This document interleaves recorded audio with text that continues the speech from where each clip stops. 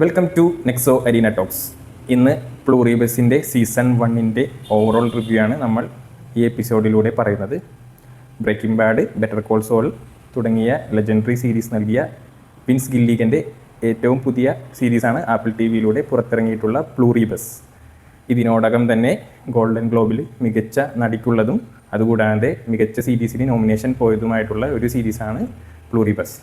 ഈ പ്ലൂറിബസിൻ്റെ ബേസിക് കഥാതന്ത്രം എങ്ങനെയെന്ന് വെച്ചാൽ, ഏലിയൻ വൈറസ് മനുഷ്യനെ ബാധിക്കുകയും ആ വൈറസ് ബാധിക്കാത്ത ഒരു 13 പേർ മാത്രം ഭൂമിയിൽ നിലനിൽക്കുന്ന ഒരു സാഹചര്യം ഉണ്ടാവുകയാണ് ചെയ്യുന്നത്.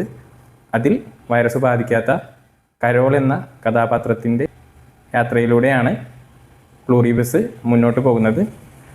കരോളിനെ കൂടാതെ മാനുസോസ് എന്ന വ്യക്തിയും മാത്രമാണ് ഈ ഏലിയൻ ഇൻവേഷൻ ഇഷ്ടമല്ലാതെ ഭൂമിയെ തിരിച്ചു കൊണ്ടുവരാൻ ആഗ്രഹിക്കുന്നത്. ബാക്കി ബാധിച്ചവരെല്ലാം ഈ ഒരു സിറ്റുവേഷൻ ഏറ്റവും നല്ലതാണെന്നും ഭൂമിയിൽ സമാധാനവും കൂടുതൽ സന്തോഷവും നൽകുന്നുണ്ടെന്നും ബാക്കിയുള്ളവർ വിശ്വസിക്കുന്നു.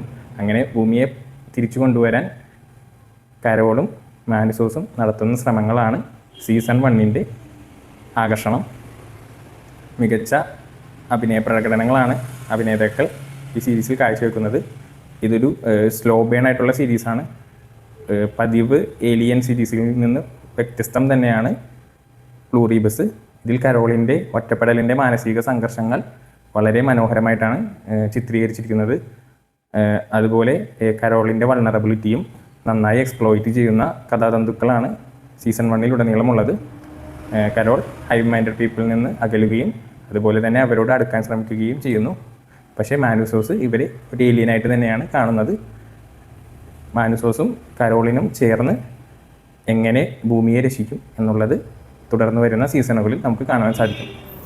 എൻ്റെ ഒരു അഭിപ്രായത്തിൽ സ്ലോ ബേൺ സീരീസുകൾ ഇഷ്ടപ്പെടുന്നവർക്ക് എന്തുകൊണ്ടും ട്രൈ ചെയ്യാവുന്ന ഒന്ന് തന്നെയാണ് പ്ലൂറിബസ്. അതുകൂടാതെ നിങ്ങൾക്ക് ബ്രേക്കിംഗ് ബാഡും ബെറ്റർ കോൾ സോളും ഇഷ്ടമായിട്ടുണ്ടെങ്കിൽ തീർച്ചയായും ഈ സീരീസ് ട്രൈ ചെയ്യാവുന്നതാണ്. ഇത്രയുമാണ് സീസൺ 1 പറ്റിയുള്ള എൻ്റെ ഒരു ഒപ്പീനിയൻ.